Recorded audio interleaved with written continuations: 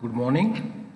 In this lecture video, I'm going to explain 8051 interrupts. So as you know, interrupts is an event which suspends the normal action. Current job, current task will be suspended. So usually we have two ways to determine the condition exist in the internal circuit or in the external circuit. So they are, one is using software instruction and that is called as polling method. Keep on monitoring the condition to be exist or not. And second one is by hardware signal. So that is called interrupt method. And here whenever the condition exists, it generates the hardware signal. So in polling method, processor keep monitoring the action to be exist, condition to be exist. So as an example, so we monitored timer flag, right? In timer application, timer programming, we keep on monitoring timer overflow flag. So using an instruction, again jump on no bit TF0 again. But in interrupt method, processor time is used only when the action by the program is unaided. So interrupts are events which interrupt the normal sequential program execution, as I said. So in general, interrupt is an event which suspend the normal task, normal sequence of action. So your sequence of action in the sense sequential flow of execution. So that is interrupted by the interrupt. So let's see the differences between interrupt method and polling method. So we consider some 5 devices which are controlled by microcontroller. Device 1, device 2, 3, 4 and 5. So in interrupt method, whenever device 1 requires microcontroller attention, it generates the signal.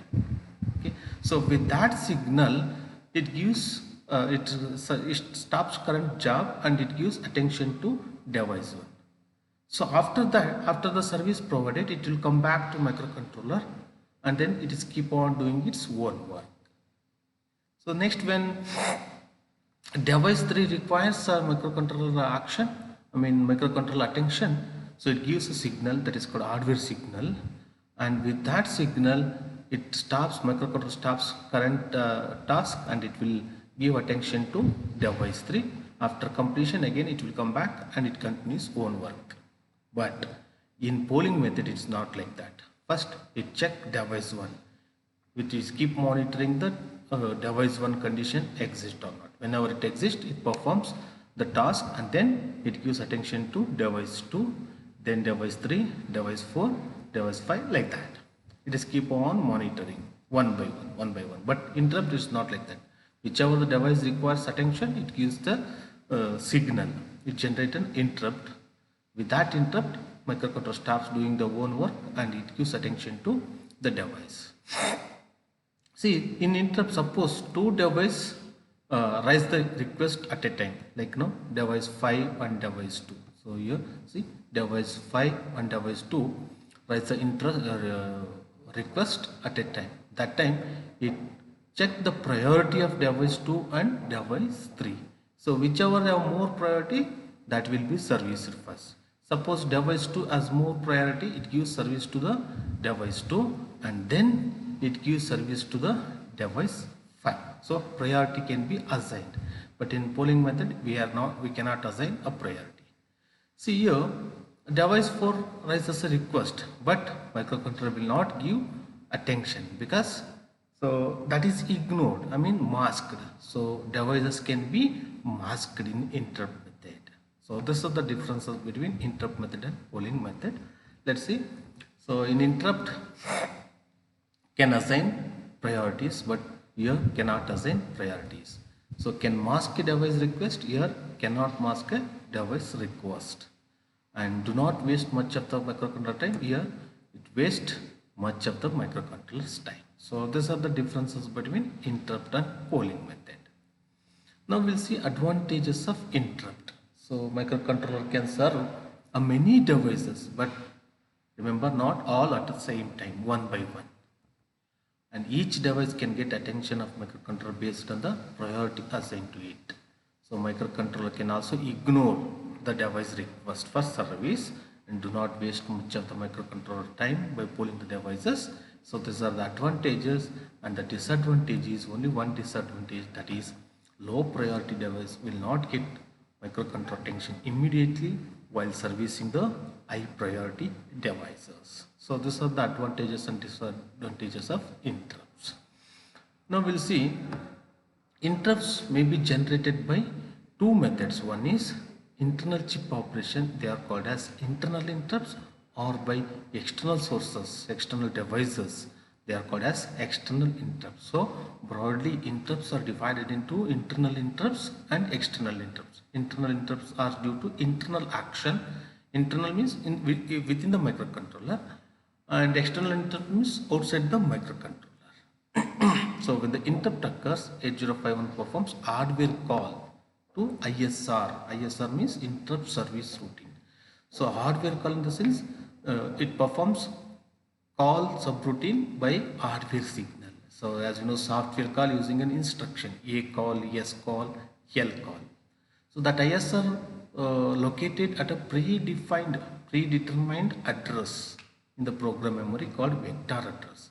That means, so in the previous subroutine we can write any addresses, but here the subroutine should be written at the predetermined address. That address is called as vector address. So let's see, there are 6 interrupts in 8051. Actually 5 interrupts are there, including reset. We can say 6 interrupts. Interrupts along with the vector. The first one, reset. So whenever reset occurs, the vector address RAM location, program counter will be loaded with the 00.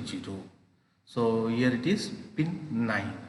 Flag, it's not, no flags are available. Only the registers are all cleared automatically. So flag clearing is automatic. And external interrupt 0, INT 0. The RAM location, predetermined address is 0003. Whenever it occurs, program counter is loaded with the address 0003. Execution starts from that address. And here pin assigned is pin number 12, that is P3.2. Here flag clearing automatic for edge triggered. That means to say, here we have two types of triggering, edge triggering or level triggering. If it is edge triggering, the flag will be cleared automatically.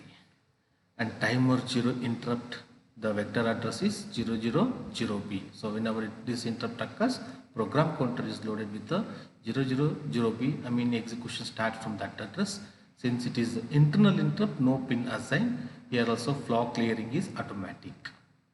And external hardware interrupt 1, the RAM location is 0013. Again it is an hardware interrupt. The pin assigned is 13 or port 3.3. Again here also auto for edge triggered. And timer 1 interrupt. So 001B, so no pin assigned, which is an internal interrupt. Again flag clearing is auto. And serial com interrupt, it may be due to either RI or TI, receive interrupt or transmit interrupt. So the RAM location is 0023. Again it is internal interrupt, no pin assigned. So clearing programmer has to take care of it. So this is the 6 interrupts of 8051, their vector address and the pin assigned and the concept of clearing the flag. Now we'll see program flow. See, usually we started writing the program starting from the address 00, but here we are redirecting it. So at the address 00, we say the first instruction is ljump main. So we are not starting writing the program from the address 00 only. We are redirecting the addresses which are assigned to the interrupts. So next we are say org 0003 H, there we say ljump ISR interrupt service routine EX0 for external interrupt 0, and at the address 000B interrupt service routine for timer flag, interrupt service routine for external interrupt 1, interrupt service routine for timer 1, timer overflow 1, and at the address 0023 we say ljump interrupt service routine for serial interrupt, serial communication. And then here we write main. So starting from the address 30H. So we skip all these addresses. We write from the 30. Okay. Here we write a main program. And at the in continuation we write interrupt service routine for external interrupt, and it is end with RETI. RETI means return from interrupt. So this is the interrupt service routine for external interrupt 0. Similarly, we write for timer 0 interrupt, external interrupt 1, timer interrupt 1 and serial interrupt. Okay.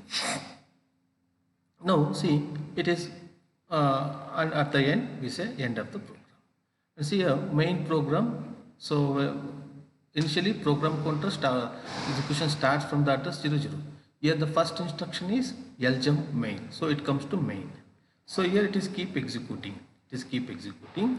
So whenever the interrupt occurs, say suppose interrupt timer 0 interrupt is occurred. So program counter is loaded with the address 000B. So execution starts from this address. Here the first instruction to be executed is ljump interrupt service routine timer 0 interrupt. So then it will go to here. It will come here. It executes this instruction.